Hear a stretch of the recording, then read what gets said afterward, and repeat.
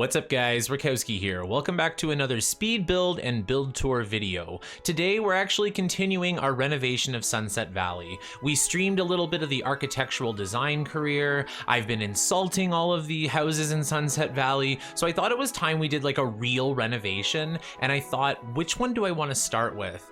And the Landgraab mansion is kind of big and ugly, and it also doesn't really give me any ritzy feelings. And when you play the Landgraab family, you want to feel like you're a millionaire, and this house doesn't really do it. So I decided to kind of update it, modernize it, and just kind of put my own little spin on it. So the style that I went for, I wasn't really sure at the beginning. I was just kind of playing around here, but I kind of started doing this colonial boxed out thing, and then I incorporated a lot of, I guess, neoclassical elements. The whole house ends up being brick, so that's kind of expensive and ritzy to begin with, and the windows were just kind of like too old-fashioned. I know the Landgraabs are supposed to be old money, but even as old money, it doesn't really make sense that they're in this like ancient house, right? Like, I kind of like the Sims 4 interpretation a little bit better, at least in terms of the build. Now, they had a big ugly mansion in that game as well, but what I mean is that they had like a modern mansion, like sleek, like mid-century. Well, like it wasn't super sleek. It was a little bit old-fashioned even for modern,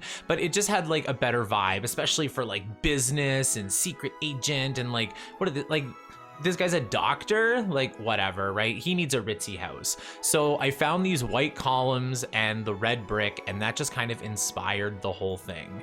And I just kind of went with like the white and black accents. I didn't want too much color because like a red, like a big brick red house, like that's enough color, I think. I actually tried to take away a lot of the brick because I didn't want to like box it out with siding. I thought siding would look too McMansion-y, if you know what I mean. So I found like expensive looking windows, kind of just made them white, and I put them everywhere. Again, like my goal with these builds isn't really to do like the most beautiful thing I can. I still want it to be in the style of EA, still in the style of The Sims 3. So that way, like, you would just mistake it for like a really good base game house.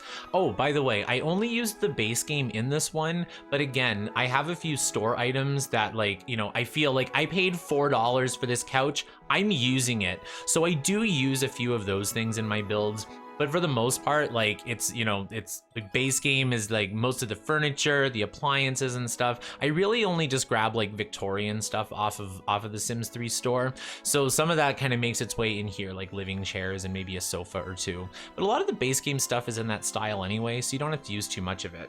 Yeah, so I was trying to get rid of the brick, and I thought just kind of putting the white gated fences, balconies things is going to help a bit. They are not functional balconies. I figured the less places your Sims have to go, especially in a mansion, it's probably for the best. I just find that like if like, especially if you put like seats and like a chess table and stuff on different balconies, your Sims will end up everywhere. And especially for a mansion, like I like it to be like big and grand, but still functional, and in a way that like if you're playing in this family, then you're going to be able to get them where they need to be. You're going to get their needs proper, and like they're not going to be on the other side of some, actually it's The Sims 3, they could end up on the other side of town doing their homework in a blizzard. That does happen sometimes. I did some like outside lighting as well, because they didn't really have that either, and like half of the game is at night, and especially in an open world, like you're all over Sunset Valley. So I like to have lots of outdoor lights, just so that way no matter where you are, you can still kind of see what's happening. If you're a screenshot person, like I love taking screenshots, so I always like having lighting, adequate lighting in certain places. The lawn I thought was like much better in this deeper green. Like it kind of looked like the grass was dying, and I thought like on a rich lawn you'd be spending a lot of time and money. Well, maybe not time, you'd be hiring somebody, right? But of course, since I had to repaint the grass, then I had to like redo all the little details and stuff. I kept their driveway. That's actually terrain paint, it isn't floor tiles, and it kind of goes with the brick house. And I thought of changing it to like a gray, but I thought like I don't have the dexterity to do that like in a smooth, symmetrical way, the way that they did. I actually tried to do it a little bit. I cut that part out of the speed build, but it really wasn't working. So I decided to stick with it. And again, I didn't want to change everything about this house. I still wanted to keep like the main vibe. I didn't really change the floor plan or anything. All I did was really just change style. Like I replaced fences. I altered the shape of the house a little bit. That was probably like the most outrageous thing I did. But otherwise, like especially for the interior, it's all style, like changing the furniture, the wallpaper, the floors and things like that. Because it's an all right house. Like for its size, it isn't too big. There aren't too many bathrooms or bedrooms. There isn't too much to do. I also kind of carried that through. I kept them with the same skill building objects that I would normally do for like this kind of family. So like business and doctors, so like chess table and like office and stuff. So that stuff is there, but I didn't put like all these random skill building stuff that they're not really affiliated with, because then again, your Sims just end up doing all sorts of weird stuff. It screws up their want system. So they end up like wanting to like bake cookies instead of like, you know, conquer the world. So it doesn't really make much sense to have things that they wouldn't particularly use. But then again, rich people buy all sorts of things that they never touch, right? Like exercise equipment, swimming pools, things like that. Okay, so we're coming into the interior now, and I just think that's the most interesting part, because again, like the outside, like 90% of what I did was changing it to brick and windows. So inside, I wanted it to still be classy and like a little bit old-fashioned, like modernized old-fashioned. So I didn't really change the entryway. I was inspired by this entryway for pretty much the rest of the build. I loved this. I loved the marble that they did. I love the detail they put into the tiles. Like they actually had to rotate those and line them all up. I think it's gorgeous. Then you go to this dining room and it's ugly as hell. So I decided that I was just gonna get rid of everything in the dining room and just kind of copy in the main hall into the dining room, which bled into the kitchen, which bled into the rest of the house. So the color scheme is like very kind of gray, black and whitish, and with like soft purple and blue accents. So it's very cool colors.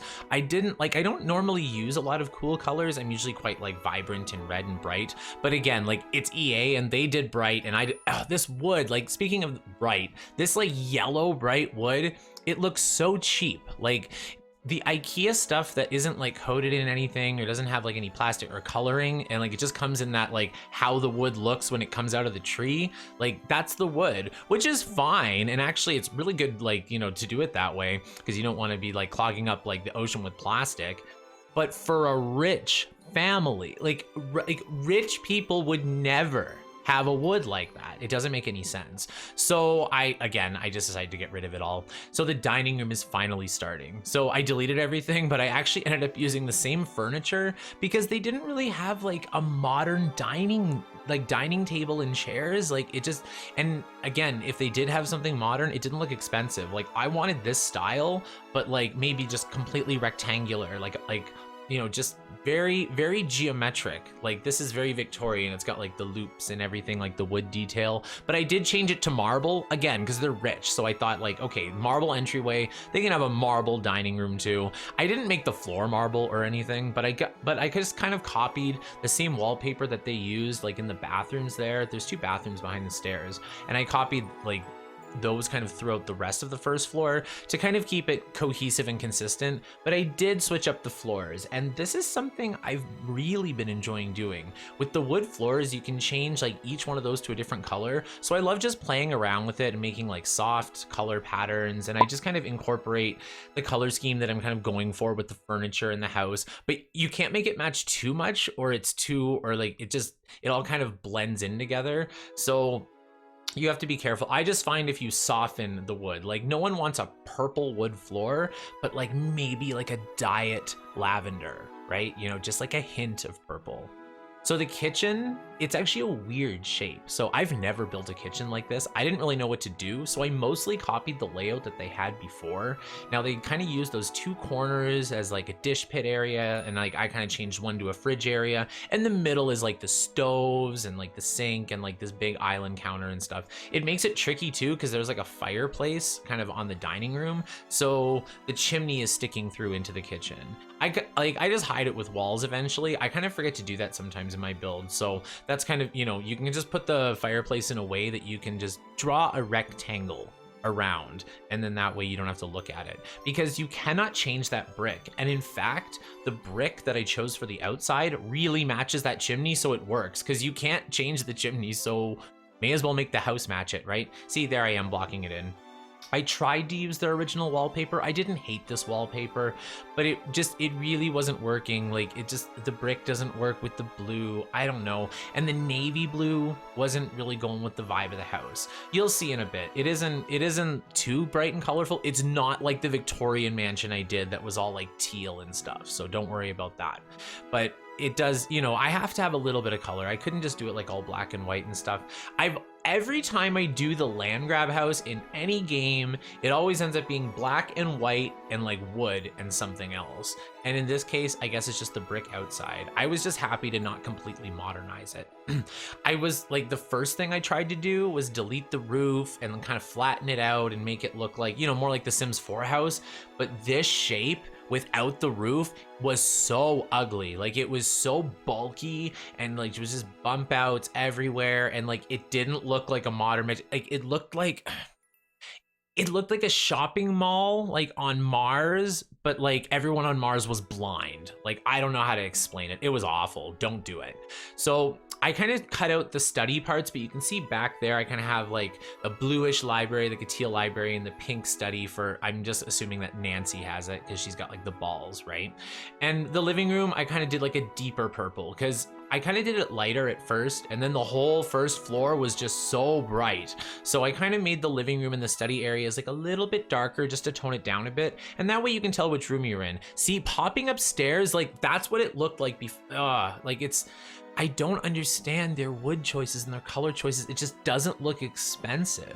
You know, it just looks cheap. Like that's the parquet floor that I had in like my first ever crappy Toronto apartment. So I changed it to white marble tile, of course, because that's just my taste. And I just kind of continued the style even further. I continued like the blues and the purples upstairs.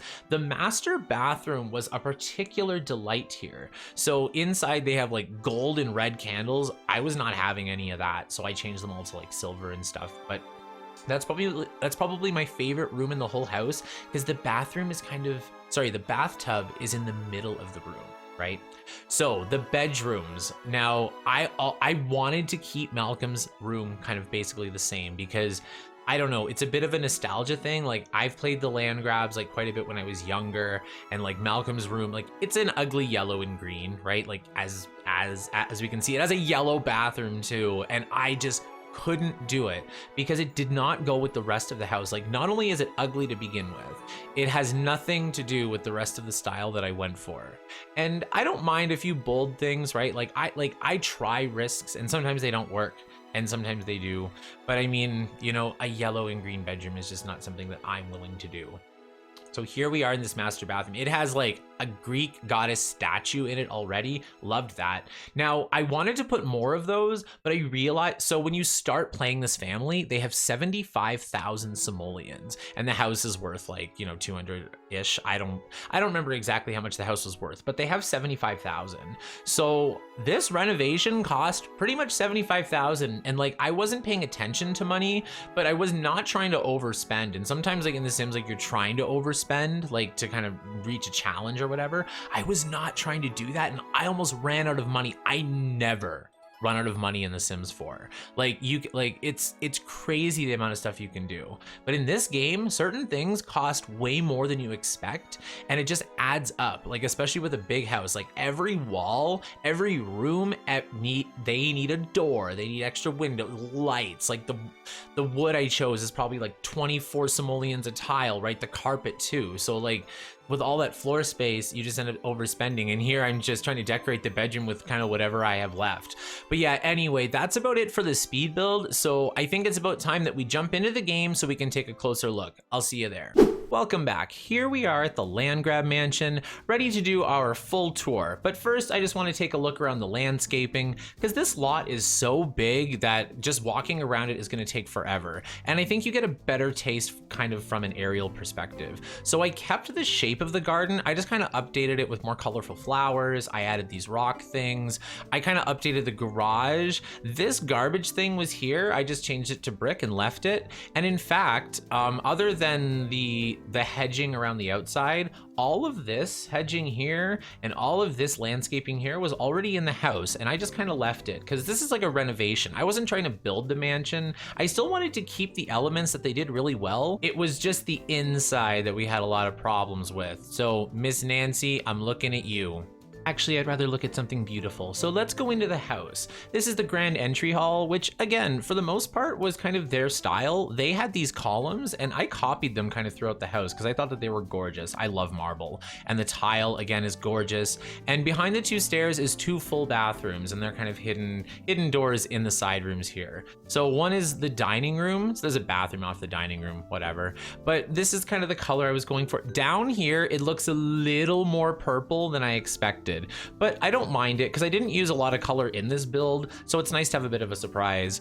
Inside, this is the kitchen. Like I said, very big, weird shape. I've never done anything like this. I loved this table and chairs, so I decided to use them. I'm not sure what they're from. They might be custom content. I don't have very much CC, so I always forget. And on the other wing of the house, you come into the library here, which I've redone to be a little bit less dark and dreary. But even with darker floors, when you're playing, it's just easier to see like which separate parts of the house you're in.